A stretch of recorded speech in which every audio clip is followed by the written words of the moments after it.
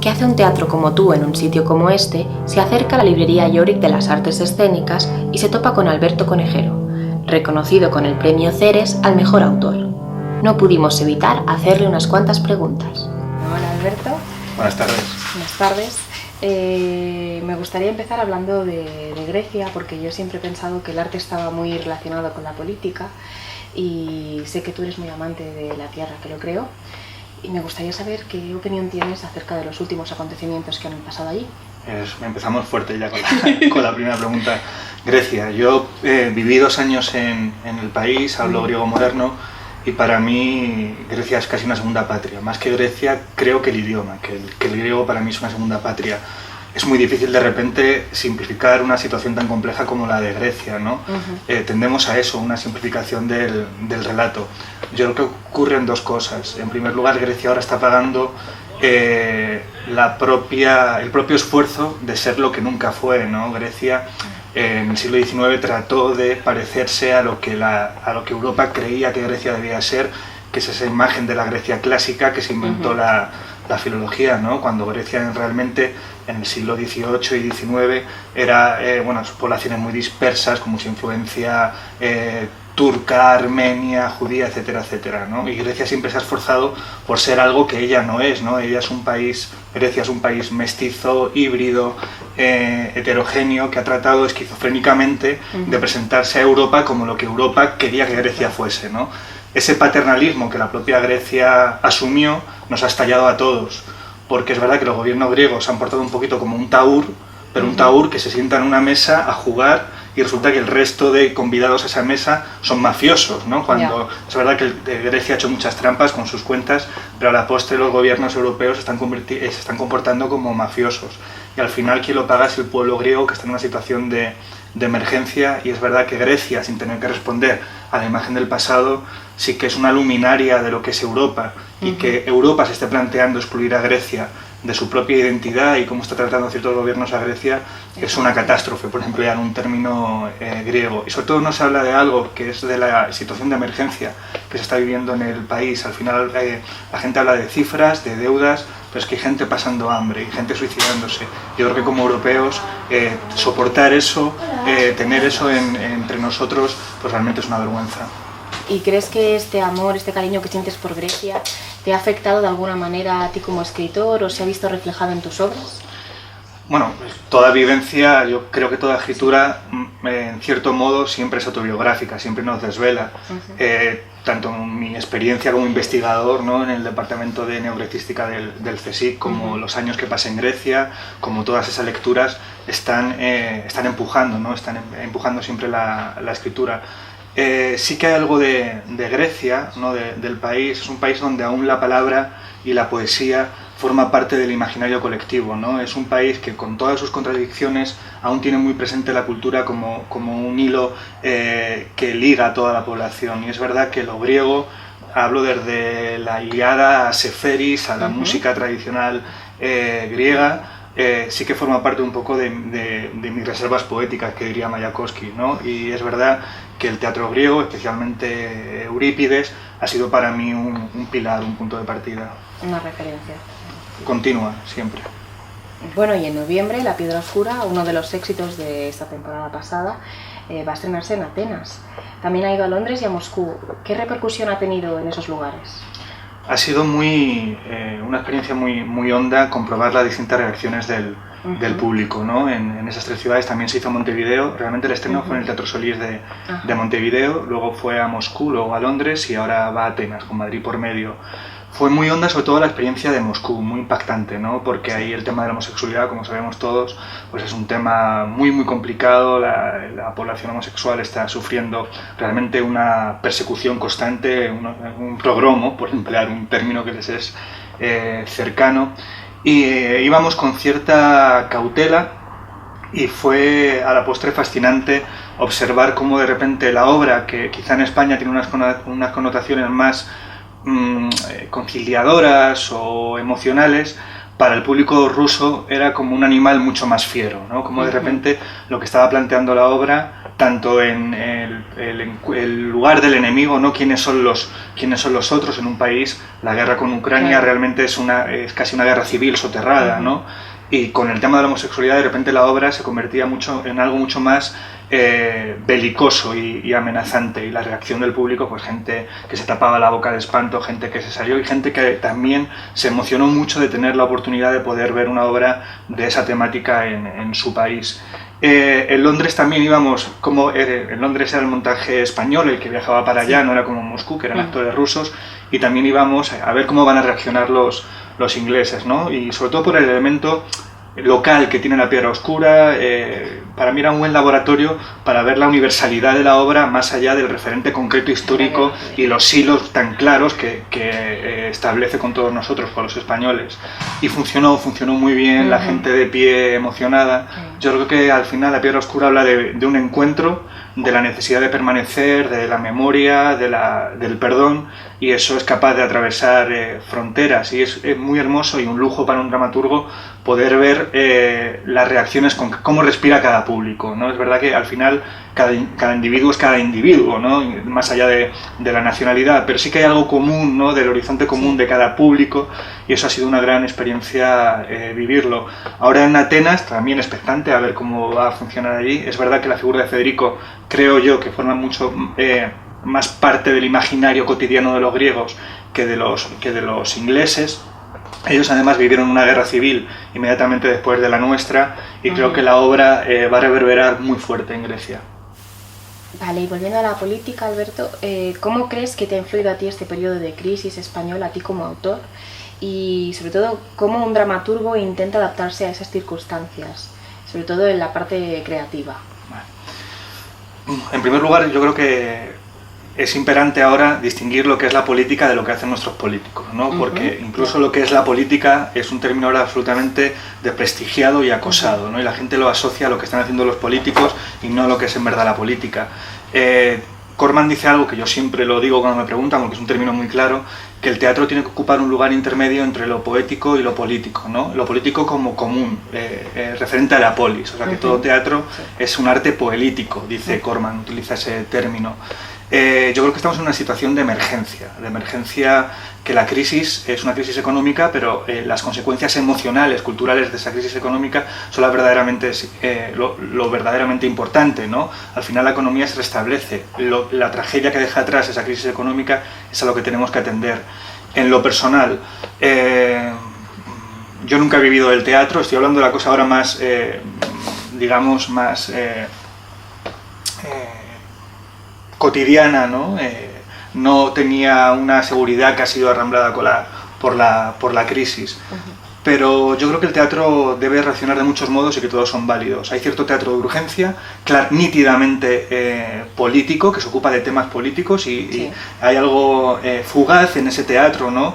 Que me parece muy necesario que exista, que se abran esos espacios de expresión política en el teatro, siempre desde el lugar propio del teatro, que no es el del púlpito. Y también creo que el teatro, en época de crisis, debe afianzarse como trinchera de lo humano. O sea, que no hay que regatear en tiempos de crisis un teatro que sea un viaje poético, una experiencia poética y emocional. Solo por funcionar como una trinchera cultural, como un lugar de encuentro, de reflexión, de diálogo, aunque no se ocupe claramente de la política, es un acto político. Yo creo que hay cierta resistencia que tiene que ver con la capacidad de compartir, ¿no? De conmovernos, que al final el teatro uno acude con otros ciudadanos a un lugar a moverse juntos, moverse a la vez, que eso es conmoverse, ¿no? A mí me gusta siempre pensar en el teatro como algo que nos mueve a la vez, ¿no? En tiempos donde todos los espacios de reflexión están asediados, creo que el teatro ha de permanecer intacto en ese sentido, ¿no? Que no puede ser vencido por el vendaval de la ruina política. O sea, que entiendo que por un lado tiene que haber un teatro claramente político, pero el teatro no puede dejar de perder su función como lugar de encuentro de una experiencia poética. Por último, creo que lo más sangrante de todo esto que nos está ocurriendo en nuestro país, en el caso concreto, es el IVA cultural. A mí me parece la medida más antipatriota que puede tener un gobierno. Un gobierno que precisamente se llena la boca de patria y de España y de todas esas cosas, ¿no? Un IVA cultural significa plomo en las alas del espíritu de sus ciudadanos. Grabar de ese modo el acceso a la cultura es considerar que la cultura, primero, o es peligrosa o es innecesaria. Y claro, nítidamente nos está hablando del miedo que le tienen ciertos sectores a que sus ciudadanos sean ciudadanos críticos y no solo fuerzas de acción y de generar, digamos, de consumo, ¿no? Parte de una cadena de consumo. Yo creo que eso es lo más importante. A veces nos centramos en lo que nos ha supuesto a los creadores el IVA cultural, pero yo creo que es muy importante lo que le ha supuesto al espectador el IVA cultural. Aquel que sigue pagando una entrada para ir al teatro. Ese ciudadano o esa ciudadana, desde luego, son dignos de aplauso y de admiración, porque eso también es un acto de resistencia. A veces, sí es lógico, porque todos queremos comer 3 veces al día, insistimos, ¿no?, en las consecuencias para la profesión del IVA cultural, pero para los espectadores, aquellos, por ejemplo, que no van a un teatro deseando ir a un teatro. Yo creo que el gobierno que venga, sea cual sea, una de las primeras cosas que tiene que hacer es arreglar esta absoluta tropelía y fechoría que ha cometido el gobierno actual. Yo quiero pensar que incluso si este gobierno, por lo que sea, vuelve a salir elegido democráticamente, que va a enmendar esta cuestión, porque es insoportable y ya imperdonable e insufrible. Sí, sería lo suyo, porque además tú como creador, con estas circunstancias, ¿cómo te imaginas tus obras? ¿Te las imaginas en otros lugares o estás muy condicionado para escribir? Yo creo que todos los autores que escribimos para el teatro, no tanto teatro sino para el teatro, hemos asumido de modo más o menos implícito que si yo escribo una obra de 6 o 7 u 8 personajes, estoy condenándola a un cajón. Y no sé muy bien qué pensar, porque a veces que te den unas reglas de juego tan claras y reducidas es un disparador creativo. Pero por otro lado me parece muy peligroso hablar de la explosión de Love, hablar de una época de apogeo de la dramaturgia española. Yo creo que si eso es así, no es por la crisis, es pese a la crisis. Y a veces hay un discurso que es muy muy peligroso de mira, si en situación de crisis están haciendo estas cosas y hay una eclosión, ¿para qué van a reclamar más recursos o más espacios? No, yo estoy aquí sentado contigo porque estudié en una escuela pública que me permitió llegar a un instituto, que me permitió estudiar en la RESAD, becado porque mis circunstancias familiares no me permitían a mí pagar esas matrículas, y yo me he formado en la escuela pública y en las enseñanzas artísticas públicas y de calidad. Esto es lo que está siendo ahora amenazado. Entonces, cada vez que tenemos un discurso de pese a la crisis o la crisis incentiva la creación, yo hago así, digo, cuidado. En la crisis uno se esfuerza por seguir siendo, pero desde luego la crisis como motor me parece un discurso muy peligroso, porque desde luego el padecimiento, la estrechez, no tanto de los creadores sino del país, no creo que pueda ser bendecido por sus frutos artísticos. Me parece que lo importante es saber cómo se está tratando a la ciudadanía, qué está soportando la ciudadanía, y que yo, por ejemplo, soy un hijo de la educación pública, de las enseñanzas públicas de calidad, y no estaría aquí sentado y jamás hubiera escrito un texto si no hubiera sido porque yo crecí en un país donde el hijo de un electricista podía tener una beca para estudiar la carrera que quería, ya que no tenía recursos. Creo que es ahí donde tenemos que poner la luz, porque si la ponemos, no, apogeo de Love, apogeo de la dramaturgia, apogeo de tal, bueno, a ver si es el canto de cisne en vez del apogeo. Bueno, y aprovechando todo este discurso de las nuevas dramaturgias, ¿cómo ves ahora tú como autor residente en Madrid a tus compañeros de profesión? ¿Cuáles crees que son las voces más potentes de Madrid? Bueno, quizá lo primero, para mí es una suerte vivir en Madrid. Yo soy andaluz, me siento muy andaluz, pero creo que precisamente la gran riqueza de esta ciudad es que es madrileño el que está aquí, independientemente de donde haya nacido, ¿no? Creo que ese rompeolas de todas las Españas que dice Machado que es Madrid es un caldo de cultivo maravilloso para la dramaturgia. Y que Madrid, por fortuna, se está manteniendo a salvo de esa moda de cerca, ¿no? De esa moda de redil y de esa moda de singularizarse y de esa fiebre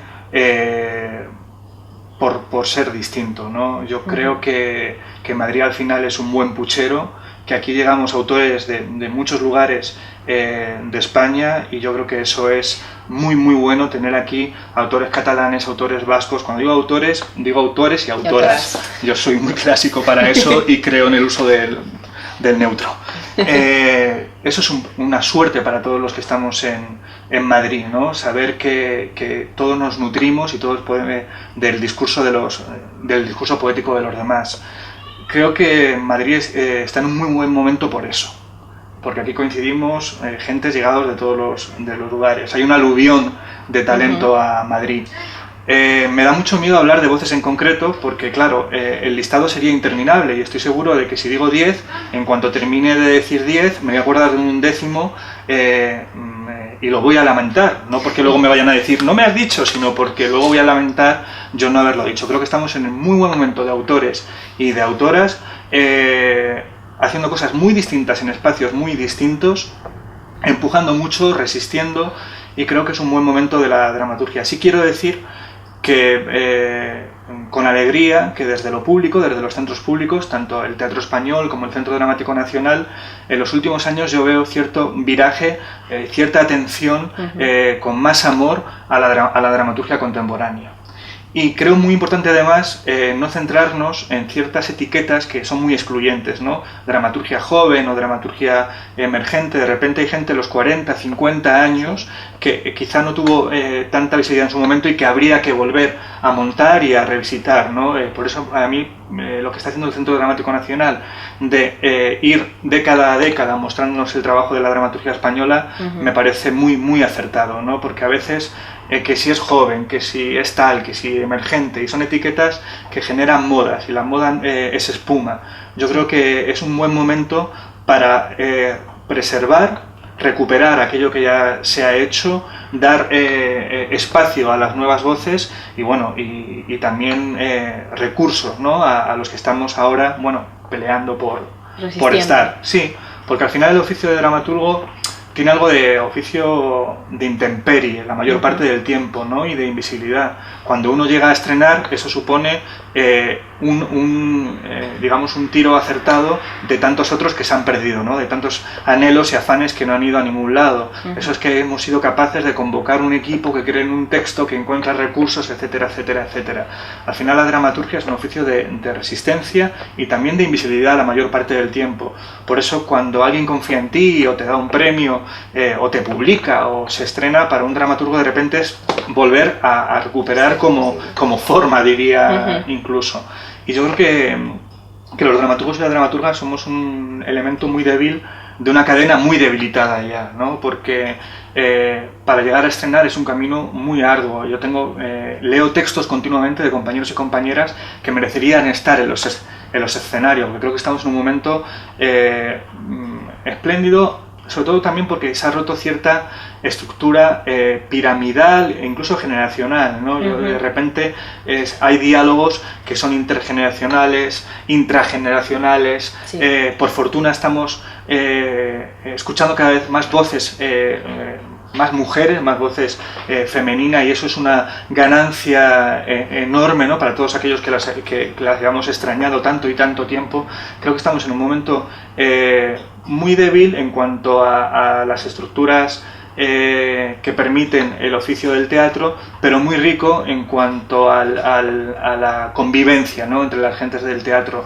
Cerrando tu pregunta, yo cada vez que un compañero estrena o una compañera siento ese estreno en parte mío, ¿no? O cada éxito que tiene un compañero lo siento en parte mío, me lo arrogo porque digo, es tan difícil que eso ocurra, que cuando un compañero acierta en esa diana tan difícil llegar a estrenar y que además eso establezca un diálogo fructífero con el público, cada vez que ocurre me parece que hay que aplaudirlo, ¿no? Porque además los dramaturgos y las dramaturgas tenemos muy pocas ocasiones de fallar. Si de repente, o esta es mi sensación, ¿no? Es tanta la maquinaria que se tiene que mover que de repente como hagas 2 o 3 cosas que no gustan, ¡ay! Claro. Y eso es una cosa que tiene que ver con el gusto y con lo fortuito, porque además puede que un buen texto encuentre una mala producción, o al revés, que de repente un texto más débil encuentre una producción maravillosa que lo upe. Y yo creo que tenemos que tener siempre una mirada, lo digo yo que soy dramaturgo, pero bueno, una mirada generosa para con los dramaturgos, porque es un oficio de verdad de resistencia y mucha práctica de la invisibilidad y de la espera. y de la esperanza. Sí, y también que es una carrera que se va formando y que no siempre vamos a estar en el mismo punto, ¿no? Claro. Yo creo que uno se debe olvidar de que en general de los oficios del teatro, que hay escalones o que hay una estructura piramidal, ¿no? Que como yo he llegado aquí, ya no estoy aquí. Siempre es horizontal. Siempre hay, la memoria del teatro, por fortuna y por desgracia, no es tan fuerte, porque continuamente se están estrenando textos, montajes, y uno por fortuna olvida o por fortuna recuerda, pero no hay nada ganado, no hay un crédito que tú puedas gastar, y cada montaje es volver a empezar de nuevo, y yo creo que eso es muy bueno, y asusta siempre, pero a la vez es un motor creativo muy fuerte, y que uno no consigue nada por estar un día en el Centro Dramático Nacional como estar en un espacio más pequeño, ¿no? Simplemente hay que seguir aprendiendo, hay que seguir caminando, y hay que seguir escribiendo de lo que uno tiene necesidad de escribir. Volviendo otra vez de nuevo a la política, creo que tu teatro tiene una dimensión política, valga la redundancia, pero que quiere ir más allá. Veo en tus personajes mucha soledad y la necesidad de estar con el otro, aunque aparentemente sea el enemigo. Me recuerda mucho a una cita que dijo una vez María Velasco, que decía que el teatro era el encuentro catastrófico con el otro. No sé, ¿qué opinas tú? Bueno, primero que casi todo lo que dice María Velasco, casi todo, es para enmarcar o tatuárselo, porque es una de nuestras grandes voces, la tengo veneración. Yo cuando sea mayor quiero escribir como María Velasco y tener su inteligencia y su humor. Y efectivamente, mi teatro no es un teatro de certidumbres, es un teatro de incertidumbres. Yo creo que el teatro siempre ha de, bueno, al menos tal como lo entiendo yo, de lanzar una pregunta para la que hay muy difícil respuesta. Y quizá no hay respuesta, pero eso nos mueve algo. Por eso mi teatro creo que siempre está en un lugar que tiene que ver con el cuestionamiento de uno, la búsqueda del perdón, la redención, la piedad, la necesidad de perdonarse o ser perdonado, la convivencia con ciertos fantasmas del pasado. Yo creo que eso es una constante de mi teatro. No es voluntario, que al final uno va acumulando textos y mira así y dice, Alberto, ¿cómo tienes la cabeza? ¿No? Porque hay cierta recurrencia de temas y uno ya se va conociendo más o menos la pedra que tiene encima. Es verdad que mi teatro intenta, bueno, no es que lo intente, es lo que es. Mi teatro es lo que puede ser. Siempre habla de un encuentro con el otro. Y cuando María dice catastrófico, yo creo que catastrófico no hay que reducirlo al campo semántico que tiene ahora en nuestros días. La catástrofe es que todo se da la vuelta, no todo queda derruido, hay un darse la vuelta de lo que era. Yo creo que el teatro siempre a veces plantea una transformación, ¿no? Lo que se llama arco de personaje para los actores, ¿no? Entonces, siempre es catastrófico. El teatro siempre plantea lances patéticos para el espectador, tanto en Ushuaia como en La Piedra Oscura, incluso con Cliff, ¿no? Que Cliff realmente es un combate de Cliff con lo que era Cliff y ya no puede ser Montgomery Clift, ¿no?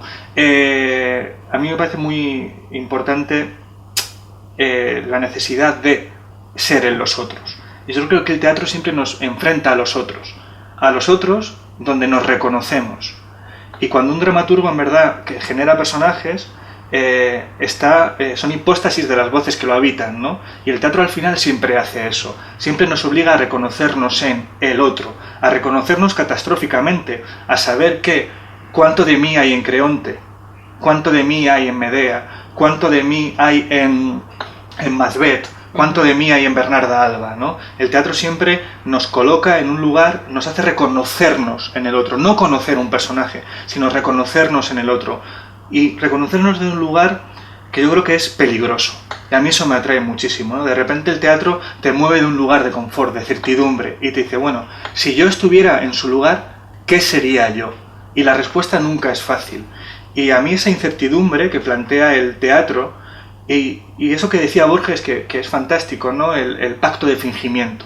Durante lo que dura una representación, yo finjo que yo me creo que esos actores son quienes dicen ser. Y yo como espectador finjo estar inmerso en esa ficción. Y esa ficción me compromete. y padezco y me emociono y siento intriga y siento miedo y terror. A mí ese pacto de fingimiento que nos permite el teatro, ese es el juguete, ¿no? Vamos a fingir que nos creemos esto, hasta olvidarnos del pacto, con lo cual no lo creemos de verdad, me parece fundamental. Y para jugar siempre hay que creerse al otro, al que tienes enfrente, y no ser tramposo. Y yo creo que al final mi teatro plantea siempre un encuentro con el otro por el que uno acaba sintiendo una compasión amenazante, ¿no? Yo, cuando veo las obras de teatro que más me conmueven, al final siento una compasión amenazante por aquellos que a priori estaban más lejos de mí. Y yo creo que los dramaturgos, y eso lo decía Terencio, hacen continuamente ejercicios de compasión, ¿no? De sentir, de padecer a la vez, de sentir a la vez, no en el sentido más cristiano del término, que también lo rescato de ahí, pero de ponerse en la piel del otro, ¿no? Y el teatro nos obliga a ponernos en los zapatos del otro, o bueno, en primer lugar en los coturnos del otro, ¿no? Y eso es un milagro que solo el teatro puede hacer, porque la fisicidad de la representación no ocurre con la literatura, ¿no? Vamos a un espacio concreto y hay unos seres humanos jugando con nosotros a eso. Eso no ocurre con el resto con la literatura, ¿no? Eso no ocurre en el cine. Están ahí, nos hemos reunido en el mismo espacio y tiempo con otros hombres y mujeres a ese pacto de fingimiento. Para mí tiene algo religioso, en el sentido de volver a unirnos, de religarnos a lo que no existe y ahora existe en ese momento. Tiene algo de juego maravilloso, de juguete, de disfrutar, de yo voy a jugar como un niño, a creerme que estoy ahí, que estoy en Dinamarca, que estoy en Helsinki, en donde sea, y me lo voy a creer. Y como me lo he creído, salgo transformado. Porque los niños se transforman y aprenden con el juego. Y yo creo que nosotros nos transformamos y aprendemos con el teatro. En los procesos de escritura, ¿cómo el dramaturgo se plantea los mecanismos de emoción para su público? Cada vez más yo me esfuerzo por pensar en el espectador, ¿no? Porque al final el teatro sucede en los actores y en los espectadores, en ese pacto de fingimiento del que te hablaba antes, ¿no? Al final el teatro acontece ahí, acontece dentro del actor y dentro de los espectadores. Yo creo que es el último puerto del teatro. Últimamente estoy leyendo mucho sobre neuronas espejo, ¿no? Sobre la capacidad que tenemos de activar emociones, de golpear nuestro sistema nervioso con acciones que no estamos cometiendo, ¿no? Al verlas en otro lugar, al verlas enfrente, ¿no? Lo que es la teoría de las neuronas espejo. Yo cada vez más pienso en los espectadores como dramaturgo y cada vez más me pongo a mí mismo como el primer espectador. Es un ejercicio muy exigente porque la letra arrastra, la historia arrastra, ¿no? Y uno no quiere tener recetas, uno no quiere tener soluciones previas a lo que está ocurriendo, porque yo creo que la escritura es un proceso de descubrimiento de la obra. Uno no planea, uno descubre la obra escribiéndola. La obra no existe antes, hay una idea, pero uno la descubre escribiéndola. Para mí la escritura es un ejercicio físico de descubrimiento, pero sí que intento, sobre todo en las correcciones, no tanto en el primer borrador, en el segundo borrador, en el resto de correcciones, pensar en los espectadores, pensar qué está sintiendo el espectador, dónde está y por qué quiere seguir mirando. A mí eso me parece fundamental. ¿Por qué el espectador quiere seguir mirando? ¿Cuál es el mecanismo que lo está ligando? ¿Son mecanismos de incertidumbre, suspense, intriga, expectativa? ¿Son mecanismos emocionales? ¿Qué mecanismos están activos en el espectador para querer seguir mirando? Eso como dramaturgo me preocupa cada vez más, me ocupa cada vez más. Pero luego es impredecible. Realmente uno no puede saber nunca el efecto que va a provocar una función. Sí que es verdad, y leo entrevistas a grandes autores, pues a Tennessee Williams, o Albee, o Arthur Miller, o Pinter, donde hablan de ponerse en el lugar del espectador, ¿no? Pero también decía Artaud que era el primer testigo de su tiempo, ¿no? El primer testimonio de su tiempo. Yo creo que el dramaturgo tiene que esforzarse por ser el primer espectador y ser capaz de separarse un poco del material, un poco bastante. Porque a veces uno no está sirviendo a ese material, uno está sirviendo al teatro, y yo creo que el proceso de corrección es muy importante para eso. Entonces tú como dramaturgo, cuando ves la obra, ¿te sorprendes con las reacciones? Sí, me sorprendo, me indigno, me enfado, me emociono, pero es que luego tiene que ver con tantos factores porque a lo mejor el mismo texto en funciones diferentes, que eso me lo ha permitido por ejemplo La Piedra Oscura, ver producciones distintas del mismo texto en públicos distintos, dices, ¿qué está ocurriendo, no? Si lo que aquí funciona, allí no funciona, ¿no? Y yo creo que al final uno tiene que saber también que tampoco es el gran responsable de todo, que el teatro es un arte siempre colectivo y que a veces una función no acaba de establecer ese diálogo fructífero o soñado con el espectador por factores que son imponderables y que a veces no tienen que ver con el texto, a veces tienen que ver con cuestiones absolutamente materiales, que ese día hace mucho calor, o que el crítico que ha ido a verlo estaba cansado o se había peleado con su novia o con quien sea, y que uno al final tiene que tener siempre como cierta distancia respecto al juicio, al propio y al ajeno, porque si no uno enloquece, ¿no? Y al final el teatro tiene algo de tirar una piedra a la superficie de un lago, ¿no? Intentar que rebote y que genere ciertas cosas, pero es impredecible. Y sin embargo hay técnica. Y hay técnica de escritura dramática. Y uno sabe, intenta al menos ir de camino, ir de la mano de los personajes y arrastrar al espectador hacia ciertos lugares. Eres profesor en la ESAT de Valladolid. Y quería preguntarte si tu experiencia en la docencia se refleja también en tus obras, aunque has dicho que todo se refleja. Y también, ¿cómo crees que como autor tienes la facilidad de acercarte a los jóvenes? La enseñanza es un privilegio muy grande y una responsabilidad grandísima. Llevo 8 años dando clases en la ESAT de Castilla y León. Me ha transformado, pero me ha transformado como individuo, ¿no? El contacto continuado con la vocación de los demás, con los miedos, con los egos, con las inseguridades, con las seguridades, y saber que uno tiene un papel muy delicado, que es sobre todo contagiar el amor a la escritura teatral, porque un profesor de escritura sobre todo es un catalizador, o al menos así yo lo veo. Uno comparte tanto certidumbres como incertidumbres, comparte técnicas y el fracaso de esas técnicas. Uno se sitúa frente al alumno como un motor. Para mí es un privilegio. Cada vez que entro en una clase me siento un privilegiado. Luego te mantiene activo, te mantiene constantemente en esa reflexión sobre la escritura teatral. Yo entro a clase deseando ser desarmado, deseando equivocarme, deseando que un alumno de repente yo no pueda decir nada más, deseando callarme, deseando que una alumna llegue con una escena y yo no pueda aportar nada más y simplemente atender a lo que ahí está. Y creo que como profesor de gente que además tiene perfiles muy distintos, ¿no? Dado la naturaleza de las enseñanzas, en una misma clase puedo tener un alumno que viene del bachillerato artístico o puedo tener un profesional que lleva 20 años haciendo teatro y que empieza sus pasos en la escritura teatral, ¿no? Uno ha de manejar esa convivencia de identidades, pero intento sobre todo compartir el amor a la escritura teatral. Para mí no hay lugar más alto de alegría que cuando estoy escribiendo teatro. Ahí nadie me prohíbe ser quien soy ni soñar. A mí la escritura lo veo como una acción de gozo, ¿no? de disfrute inmenso. Yo no creo, o al menos para mí no lo es en esa escritura como la escritura como un cuchillo, como un estilete, si acaso como un bisturí que repara, como un bisturí que hace una buena sangría, pero nunca como un espacio de sufrimiento. Intento contagiar el amor a la escritura y desde luego yo he crecido mucho al contacto con cada uno de mis alumnos. Uno comparte ideas, se deja ideas. Hay veces que llegas a casa y dices, no puedo escribir porque ya no es que tú lo hayas escrito, pero tú has estado conviviendo con otros imaginarios, ¿no? Porteando, empujando otros imaginarios, y eso también gasta, porque es verdad que desgasta, ¿no? Las reservas no son infinitas, pero luego digo, eso queda ahí, queda una semilla.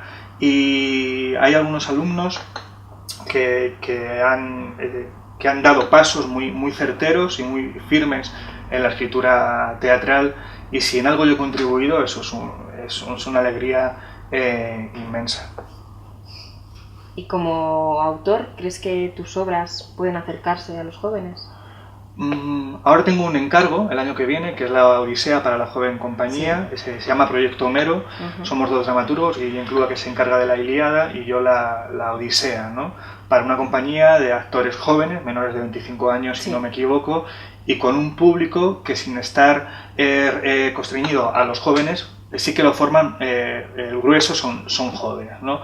Eso es una responsabilidad inmensa y una alegría maravillosa. Estoy muy contento con ese encargo, llevar el odre viejo viejo por el tiempo, porque es radicalmente moderno y contemporáneo, Homero, pero dotarlo, portearlo para que esté habitado por los cuerpos y las almas jóvenes de esos chavales es maravilloso. Efectivamente, ser profesor te permite, tener conciencia de que vas envejeciendo también, ¿no? Porque de repente tienes alumnos que a lo mejor tienen 18, 19 años y uno siempre se queda en cierto momento. Yo he sido un alumno de una escuela de arte dramático, ¿no? Y de repente entiendes muchas cosas y dices, seguro que está pensando lo que pensaba yo de mis profesores, que a veces era bueno y otras veces no era tan bueno, pero hay que estar siempre en contacto con los jóvenes, es fundamental, ¿no? Es estar sabiendo, además, es una generación que viene que lo tiene muy difícil, porque se lo hemos puesto todos muy difícil y hay que atenderlos. Y poder estar cerca de lo que sienten es fundamental. Vamos a ver ahora con la Odisea, yo tengo muchísimas ganas de trabajar con la Joven Compañía. Normalmente te haces cargo de hechos del pasado. ¿Crees que con el pasado se puede mejorar el presente? Creo, como Mayorga, que el pasado es un lugar imprevisto. Yo he sido alumno de Juan Mayorga, y para mí toda su reflexión sobre el dramaturgo como historiador la tengo muy presente. Yo creo que visitar el pasado como un lugar imprevisto que puede obligarnos a mirar quiénes somos y quiénes vamos a ser.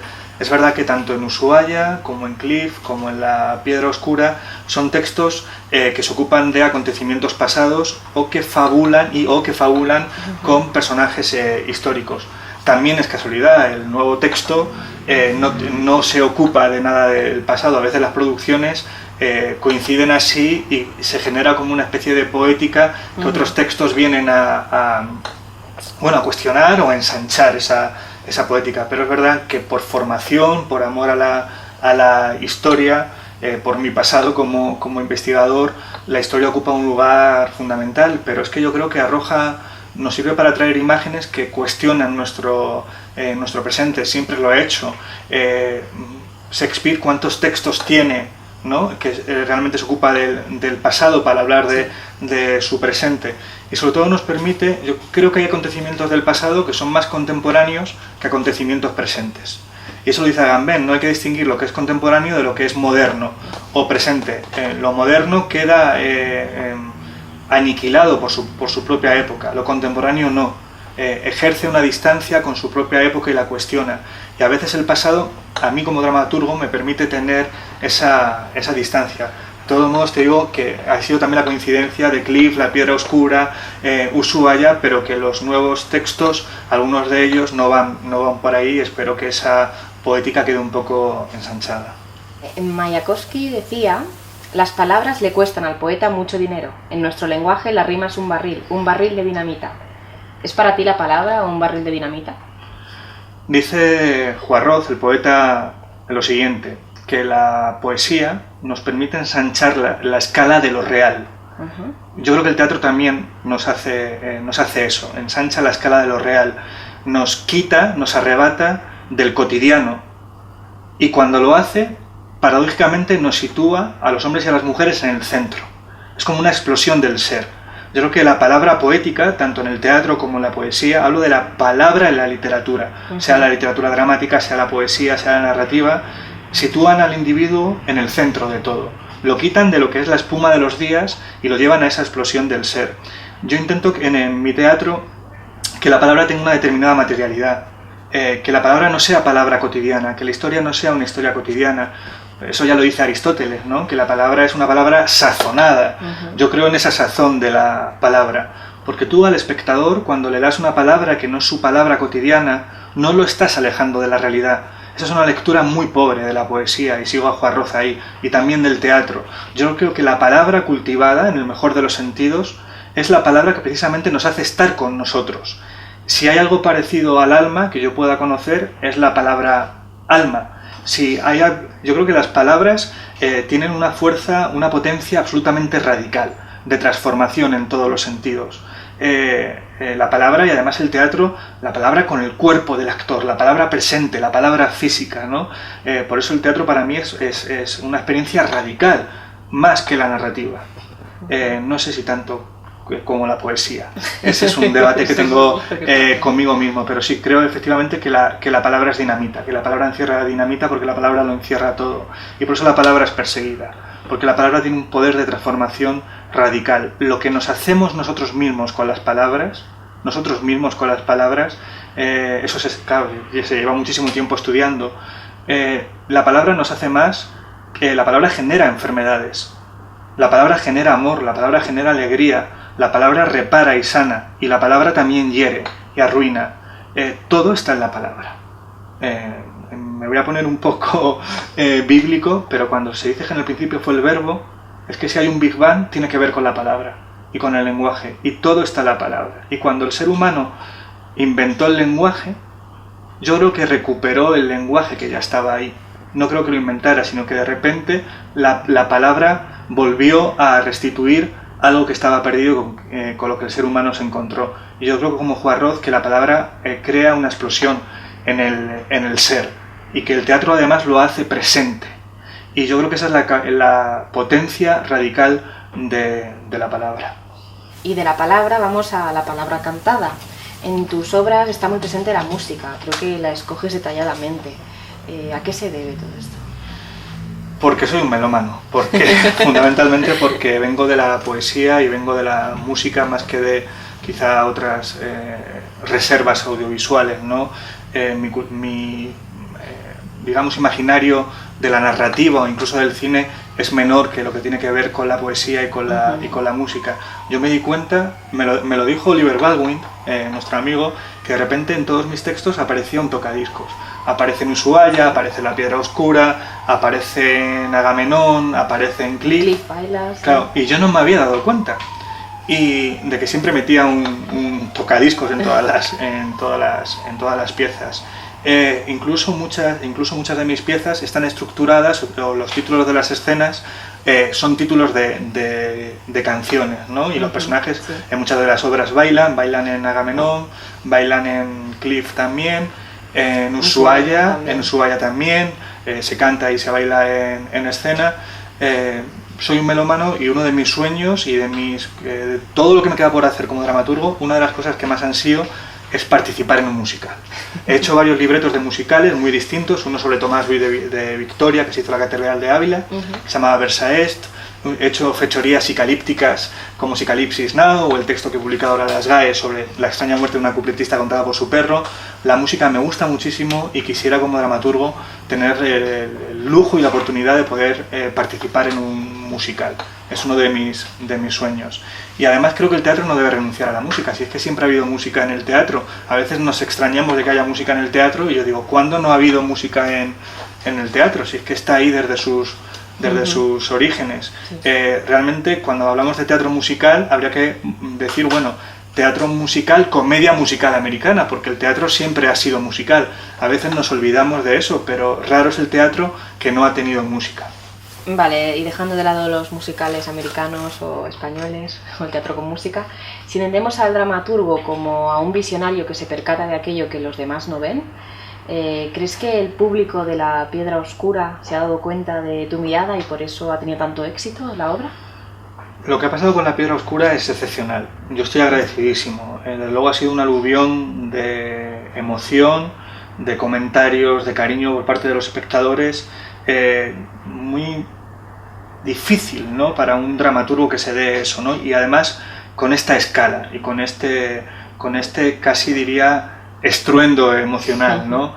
yo no puedo más que dar las gracias por lo que ha ocurrido con La Piedra Oscura. Gran parte de la responsabilidad de lo que ha ocurrido con La Piedra Oscura tiene que ver con todo el equipo de La Piedra Oscura, con Pablo Messiez, con el director, con Dani, con Nacho, los actores, con todo el equipo de la zona, Elisa también con la escenografía, la gente del Centro Dramático Nacional, la gente de Antígona que publicó el texto. Quiero decir con esto que el éxito de La Piedra Oscura es un éxito colectivo.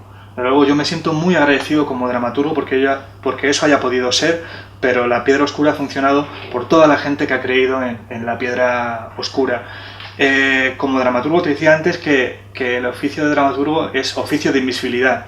De repente La Piedra Oscura me ha permitido o quizá ha facilitado llegar a un público que no me conocía, ¿no? Que algo se había empezado a mover con Cliff, y yo llevo escribiendo teatro desde los 18 años, ¿no?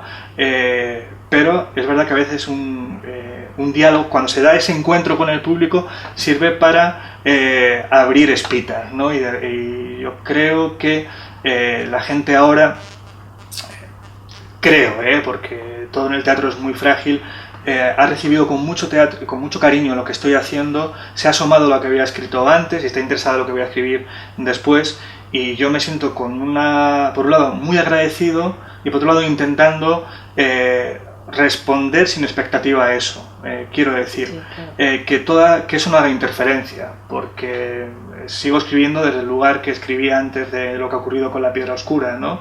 Desde las mismas dudas, de la misma incertidumbre, y sin saber cuándo voy a poder volver a estrenar, pero obviamente no puedo más que dar las gracias por lo que ha ocurrido con La Piedra Oscura, que se vendiera todo casi antes del estreno, que ya volviendo el 18 de septiembre haya 11 días agotados, es algo excepcional. Yo me doy cuenta de que es excepcional, lo agradezco, pero no quiero responder a esa interferencia. Agradeciéndola mucho, no puedo pretender que lo que vaya a ocurrir después sea igual que lo que ha ocurrido con La Piedra Oscura. Será mejor, peor, distinto, llegará menos gente, no lo sé. Pero de luego pretender que lo siguiente sea igual, sería de mentecato. Y sobre todo yo sigo escribiendo desde un lugar íntimo que no tiene que ver con la interferencia de algo como el gusto, que viene y que va y que es frágil, y bueno, quizá lo siguiente nos guste, no lo sé, no lo puedo saber, ningún dramaturgo lo puede saber. Yo he aprendido mucho con La Piedra Oscura, pero por ejemplo Cliff, que ahora regresa también en septiembre, yo me reconozco mucho en ese texto como dramaturgo. Para mí no es un texto menor respecto a La Piedra Oscura, es un texto distinto. Habrá gente que espere algo parecido a La Piedra Oscura en Cliff y diga, ¿esto qué es ahora, no? Estando escrito antes. Y gente al revés, que no le haya gustado La Piedra Oscura porque le gustase un teatro más cercano a Cliff. Para mí forma parte de la misma necesidad de escribir y de entenderme y de hacer teatro. Por eso creo que es verdad que La Piedra Oscura ha abierto ha permitido una gran visibilidad a mí como dramaturgo y a todo el equipo, insisto en esto, que es un éxito colectivo, no a mí debido, pero que eso no asegura nada, y yo no quiero responder a esa interferencia porque me quedaría bloqueado. También sería muy ingrato decir, no ha ocurrido nada con La Piedra Oscura. No, ha ocurrido mucho, y yo estoy inmensamente agradecido a todos los que lo han permitido por lo que ha ocurrido. Ya que nos adelantas alguna cosita que estás escribiendo, ¿qué nos puedes ir diciendo para ir abriendo boca en los nuevos proyectos? Bueno, en septiembre regresan Cliff, que esta vez lo va a dirigir solo Alberto Velasco. Va a Nave 73 con el mismo actor, Carlos Lorenzo, el mismo equipo, Pablo Martínez, la ayudantía de dirección, la música de Mariano Marín. Va a ser una redirección, va a haber cambios importantes respecto a lo que se vio en La Pensión de las Pulgas, que estamos muy agradecidos a La Pensión. Fue la primera casa de Cliff, pero queríamos probar Cliff en un espacio a la italiana, en otro tipo de espacio, a ver dónde nos llevaba. Regresa Cliff, regresa la Piedra Oscura, y los siguientes son dramaturgias. Empezamos con Rinconete y Cortadillo para Sixpare Teatro, que va a los teatros del Canal. El estreno es en febrero, aunque creo que hay alguna función antes. Después del Rinconete viene la Odisea, en el proyecto Homero para la Joven Compañía, que va a dirigir Arellano. El estreno es en abril, Con lo cual yo estoy encerrado todo este verano y el otoño con Cervantes y con Homero, que es buena compañía para pasar las estaciones. Y luego hay otro proyecto que está en un momento muy de germen, pero ya también estoy volcado, es otro clásico. De repente es el ámbito griego con Homero, el ámbito hispánico con Cervantes y el ámbito latino con Ovidio, porque estoy preparando con Luis Luque Un arte de amar, que si todo va bien está en un momento muy incipiente, muy de germen, pero yo creo que iremos adelante, seguro que iremos adelante, y eso se estrenará como a finales del primer semestre del año. Y esas son las 3 dramaturgias, y en septiembre ya vamos con el texto de autoría propia, que lo va a dirigir también Luis Luque, lo va a protagonizar José Luis García Pérez, falta aún la actriz, y bueno, hasta aquí te puedo contar, pero yo creo que la producción está en buenas manos y una institución, está en buenas manos la producción, bien encauzada, y yo estoy muy feliz con la gente que se está ocupando tanto de la producción como desde lo público para que ese texto sea. ¿Por qué Lorca? Un solo verso de Lorca, una sola línea de una entrevista o de una carta o una sola intervención de su teatro es suficiente para explicar qué necesidad tenemos de Lorca. Yo creo que como país tenemos necesidad continua de Federico García Lorca. Su vida es una lección muy importante para nosotros. Digo su vida como una lección de alegría, de ganas de vivir, de lo mejor que puede dar este país, y desgraciadamente su muerte de lo peor que puede hacer este país. Para mí ejerce un magisterio desde la adolescencia muy fuerte, muy grande. Es el primer teatro que yo leí, el de Federico García Lorca. La piedra oscura en parte también es responder a una deuda que es infinita. Nada, es nada, porque jamás podré agradecer a Federico García Lorca lo que ha hecho por mí, lo que sigue haciendo por mí. Yo creo que Federico es una luminaria muy importante para todos nosotros, que es un autor que a veces la gente cree que lo conoce, porque hay mucho museo y mucho ruido detrás de él, pero si la piedra oscura ha servido para que algo de la vida de Federico, de la obra de Federico, algo, lo mínimo, porque obviamente no necesita Federico la piedra oscura para nada, pero si alguien de repente ha visto la piedra oscura y se ha interesado por los sonetos del amor oscuro o por la experiencia de la barraca, si algo ha contribuido la piedra oscura a que la memoria de Federico y de su generación siga vigente entre nosotros, se haga presente entre nosotros, para mí eso ya es más que suficiente. Insisto que no le hace falta a Federico que yo diga nada de Federico, pero creo que solo su nombre, solo decir Federico, da la respuesta a tu pregunta, porque es una fuente infinita de luz y de belleza.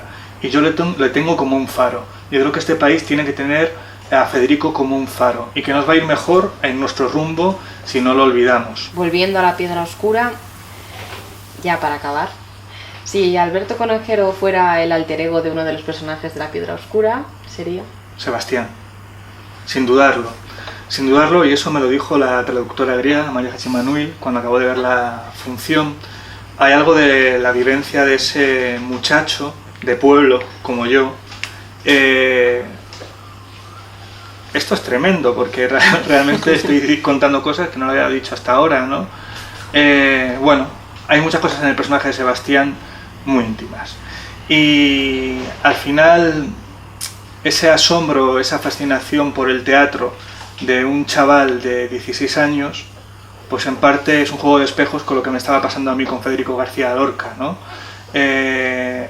Cuando él está hablando de los billares, digo el personaje de Sebastián, cuando él está hablando de su deseo de ser músico, cuando él está hablando de su madre, cuando él está hablando de todos esos fantasmas, pues son fantasmas muy íntimos. Y sin duda Sebastián es el que no existía antes de mí. Quiero decir que de otro lugar no ha salido más que de mí. Y por eso, si yo tuviera que decir dónde estoy más presente, diría en Sebastián sin dudarlo. Muy bien, hasta aquí, muchas gracias. Muchas gracias a vosotros. Gracias.